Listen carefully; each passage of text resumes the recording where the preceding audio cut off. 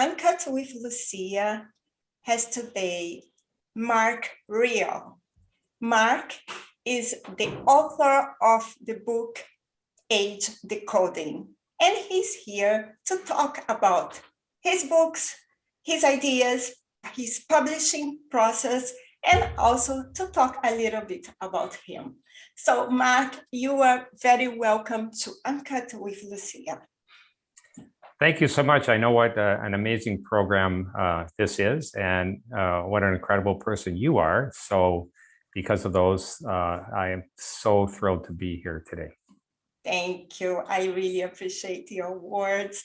So Mark, you taught math and also economics for 24 years.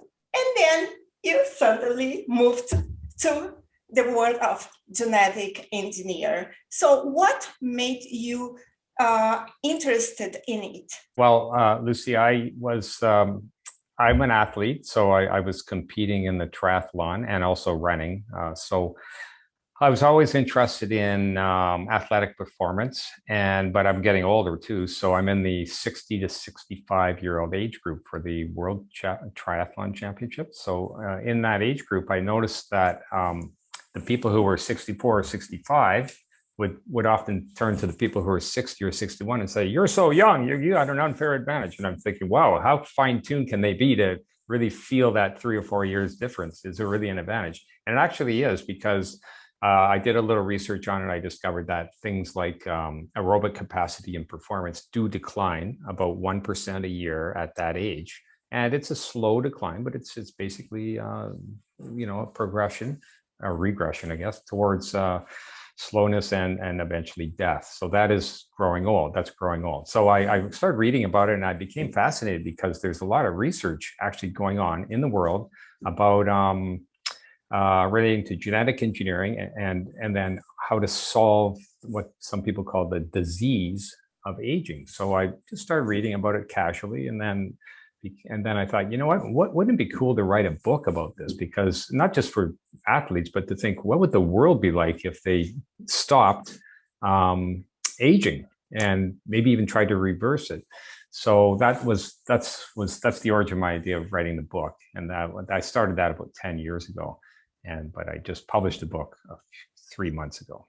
Okay, so you started writing this book 10 years ago. Mm-hmm. And it's interesting because, I'm a physical therapist, and I studied a lot about, all the process of aging, and also about muscles, bones, but about genetic engineer, I have no idea about it. So could you please explain to us what is genetic engineering? It's using scientific methods to change the DNA, the genetic makeup of humans and other life species. So you're not nurturing people like we've done in the past, where you give them good medication or good education. No, you're actually changing their very nature, the very genetic code within them, within that person. So it's a highly evolving field. I've been reading about it, and stuff comes out every day. It's incredible. Like I just read yesterday that they think they can use now genetic engineering to to put certain nanobodies right into people's bloodstreams, and then direct those nanobodies to the part of the body they need, only what they need. So in this case, they did it to the liver, and so these nanobodies traveled to the liver, and they delivered billions of these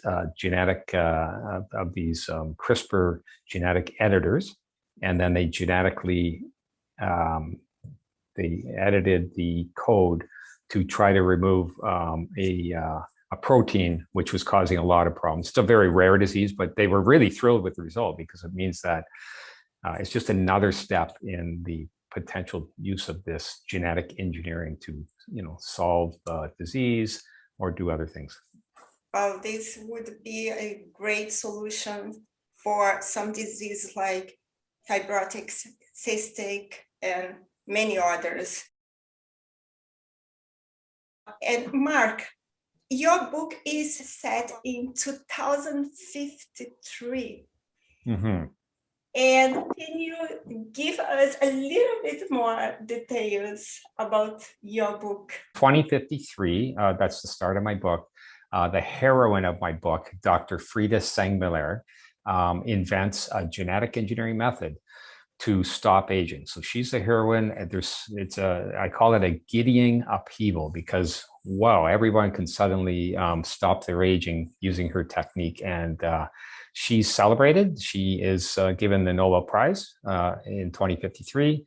However, she is somewhat nervous about it, even though she invented it. She had set up an ethical and legal social issues committee, very concerned about the effects of just stopping aging all of a sudden on society, on people, and genetic engineering. So that's the start of the book. The government institutes this. Everybody goes for it. Like say, it's Gideon. It's an upheaval, but it's a very positive thing for most people. So they go for it, and they stop their aging in its tracks. They no longer get any older, and the Dr. Frida is continuing to speak out. So the twist in the book is they don't like her speaking out, so they try to silence her. That doesn't work. So what they do is they actually fake her suicide. This happens fairly on in the book, so I'm not giving away too much. They fake her suicide, and they contain her underground, like literally behind the scenes. So they don't want to lose her mind and her cleverness, but they want everybody else to think that she died, that she killed herself. So, and then the rest of the book is the next 200 years where Dr. Frida is contained. She's trying to escape or live really, and her family and everybody thinks she's died. And then society is adjusting over that 200 years to this new world of immortality, really. And also there's one other catch in the book. Every book needs a catch, right? Or a scandal.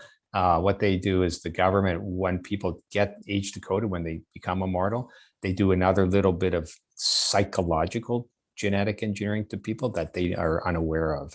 So the book is about, that's a threat to democracy and to humanity. So yeah, the book looks at two main things: aging as a disease, that's a physical thing, and then the psychological tampering that goes on, and that's another genetic engineering thing. Those are the two main things in the book, because so many things can happen with genetic engineering. I thought I would focus on those two. Yeah.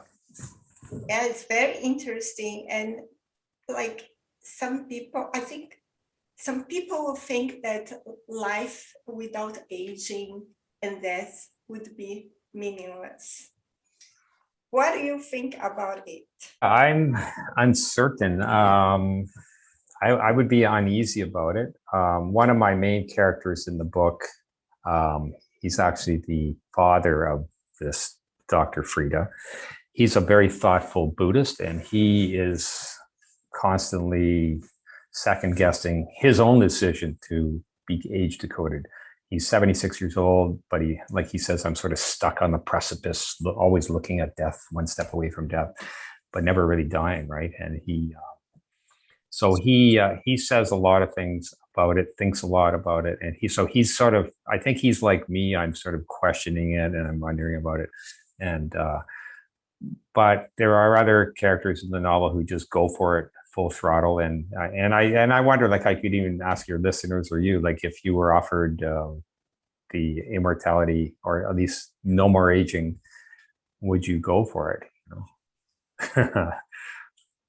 If everybody, okay, yeah, if yeah, it could be a treatment for everybody, I would consider right. to be Okay. part of it. But the Right. problem is, in real life, things are different. I don't know if everybody would be able to pay for this treatment. Yes. So being here alive without people that I love, without my family, I wouldn't consider to be part of Yeah. this treatment. And what about you? I'm going to I sort of hope they invent it just after I die. Then I only have to make my mind up. But the actually, you raised a good point though. Like, who could afford it? In my book, I try to make it publicly available, free, because I don't want that to be an issue. But actually, in real life, with a lot of these things in genetic engineering, with treatments and other things that aren't necessarily treatments, more like enhancements, we're probably going to, it's not going to be equitable. People who have the funding, the money, will probably have first access or only access to certain things. Yeah, there's no doubt about it. It's not going to be available to everybody. Yeah, but it would be nice to slow aging. Slow down aging would be a very good idea, not only because of the aesthetic, but also because of the diseases, and also our bones get, Yeah, you're right. And there's a researcher from Harvard, George Church, who believes that by 2030, so in what's that, 9 more years, we'll stop aging. In my book, I put it in 2053. Actually, I thought in my book I was a little early on it, like maybe it's be another 100 years. But he thinks 8 more years. He's already experimenting a lot with dogs. And he says, like you mentioned, if you can solve aging, you're going to remove a lot of other associated disease like cancer, Alzheimer's, and dementia and whatnot. So a lot of diseases that correlate very highly with aging. So he wants to solve all those. Yeah. Wow, that's amazing. And Mark, tell me about your publishing process. Sure. Yeah, Yep. because sometimes people come here and say it was really difficult, most of them. So please, I would like to know, how was your path?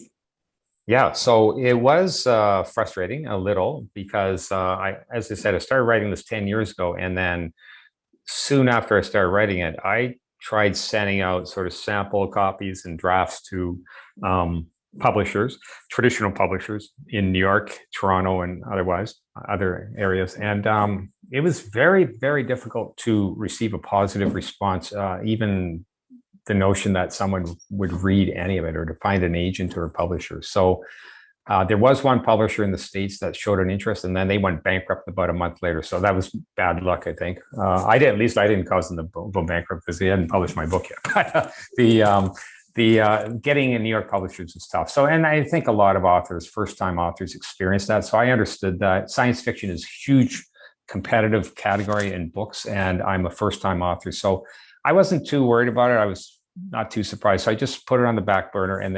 But then a couple of years ago, I thought, self-publishing is much easier now. You can advertise yourself. You can do these podcasts and things yourself. You can be your own marketer. And I just retired from teaching, so I had the time. So I said to my wife, I'm going to revamp this book, update all the science.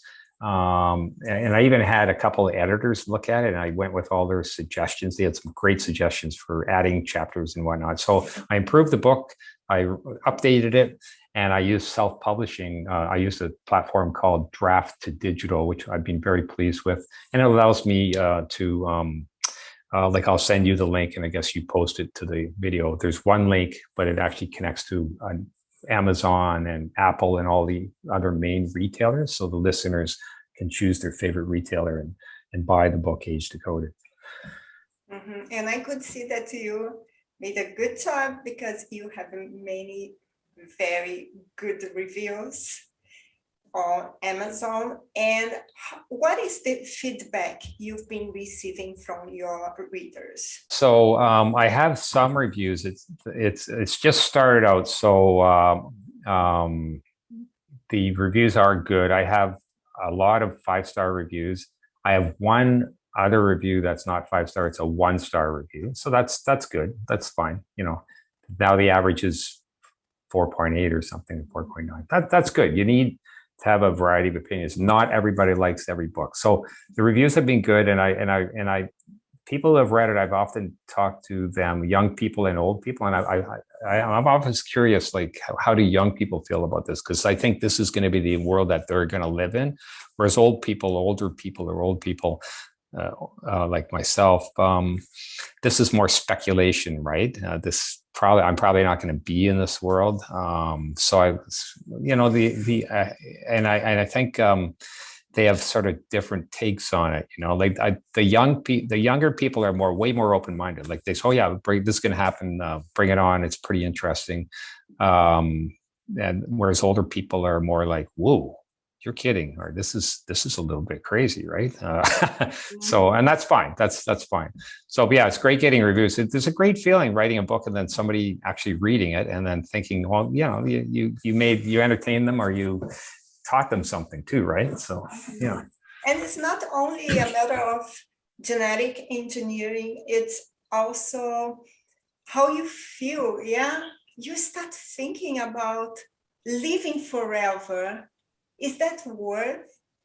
I don't know, because we have to know how our condition in the future will be. Yeah, the earth is kind of difficult now. We are getting so many problems. So I don't know. I'm so torn about this subject, but it's very good to be able to stop and think about it. Yeah, and like I say, the aging thing was just one physical trait that I focused on in the book. But with genetic engineering, and the book does provide some background about the research in genetic engineering, how it works. It's going to be quite intriguing to see what happens. I mean, certainly curing or treating disease is going to be at the forefront, and it's going to be so positive. But as with any technology, and that's why I put in this psychological thing, this unscrupulous psychological tinkering in the background. As with any technology, it has to be controlled carefully, just like with nuclear technology or some other technology. The world must be careful the way it's harnessed and shared and controlled. What are the 3 words you would choose to describe Dr. Frida? Super intelligent, ethical, motherly. Interesting. Motherly. She is a mother first and foremost, and she so much misses her daughter. Her daughter thinks she killed herself, and her daughter is trying to adjust to that. Imagine if you thought your mother left you by killing you, and her daughter's father also left. So her daughter has no parents, living with that, the impact for 200 years. Mm-hmm. But her daughter does think, just in the back of her mind, she's suspicious, but it's just a gut feeling. She has no evidence of anything. And of course, nobody believes her, right? Her daughter, her name's Ximena. I love that name, Ximena, which means listening. That's a translation. She is terribly misses her mother, and she is adjusting to that. She also cannot be a mother herself, because society now, you can't really have children because nobody's dying. So it's having a children, you have to pretty much win a lottery to have the right. So she can't be a mother, and she doesn't have her own mother. So she's sort of stuck in, like she says, I'm stuck in one dimension, and just trying to adjust to that. Do you think we would have enough space for all those people, all these people living here? You wonder if you have to colonize Mars or something. No, I think there would be enough space as long as you limited the new births. And in my novel also, they do promote suicide, because euthanasia, suicide, because some people do become what's called, well, in my novel, I call it immortality, NUE. So you're sort of listless and there's no purpose anymore. You're immortal, but time has no value because it's, you have abundance of time, so it has no value anymore. So these people are allowed to go into what's called a specter society. And in one of the earlier chapters, I can't remember which one, 6 or 7 in my book, one of the characters goes into one of these specter societies, and he intends to commit suicide. Now he backs out at the last minute. So Lolita, the robot, is just about to pull the plug on him, and he backs out. He tells Lolita, "No, thank you, Lolita," and he backs out. And that's actually good, because we needed him in the novel. We didn't need him killing himself too early. So Wow, it's like I really want to read your book. If you can analyze your entire life, do you consider yourself successful? Mm, I've had a lot of ups and downs. Like I struggled early in my life with choosing a career, for example. I mean, I've certainly had a privileged life. It's not like I, sort of came up out of poverty and I've been blessed with good faculties and all that. So I was always a good student, for example. But I've had troubles picking a career, and it took me till I was probably mid 30s to settle into teaching, determining that teaching was really my best fit. So if you have listeners who are wondering about their own careers or struggling, trying to find their direction, I'll just say to them, be patient. You will find your way. And also, I've had some failures. For example, I mentioned failure to publish this novel. But there's a quote by Winston Churchill. He said that failure is not final, and success is not final, and failure is not fatal. I think I got that right. Failure is not fatal. So, I've had some ups and downs, but generally I've had a good life, and I like to do things. I like to stay busy and try to accomplish things. So, having the chance to express myself through a novel or through my art too, I do acrylic art, has been fantastic. It's been a good experience, really. Mhm. And also, you are an athlete, yeah? Hmm. Can you Yeah, tell us a little bit about your yeah. journey? So I compete. I've always been a runner, and my daughter too is a runner. So I'm actually working on a book right now. It's a nonfiction about running with my daughter and training, coaching my daughter and coaching other people. And then she's a real inspiration because she sort of got me into more coming back and running as an adult. I ran in high school, but then I stopped, got lazy, did some other things. But she started running, and I had to sort of go out with her just to make sure she knew where she was going on the streets, right? Your 8 or 9 year old daughter is out there running. So it was good. And she's still running. She's in university now. I'm very proud of her. And so anyway, she got me into running, and then I progressed into triathloning, which has been nice because being a little older now, I realized that swimming and biking are much easier on your joints, than just running. Yeah. So, and I actually feel like I'm floating when I'm swimming. It's a wonderful feeling, and biking too. You feel like you're just floating along, cruising. There's no pounding. So that's been a really nice change for me. And then I got pretty competitive. So I've been in 2 world championships, one in Rotterdam, and then the most recent in Switzerland. And actually, just to tell your viewers, another failure of mine. The second one that I went into, I was in much better shape, much more competitive. I thought I might even have a chance of being top 10. I didn't make it through the swim. I never got on the bike after all that. It took me 2 years to qualify, train, etc. I never even got on the bike or the run. I failed in the swim, and I put my hand up and said, "Rescue me."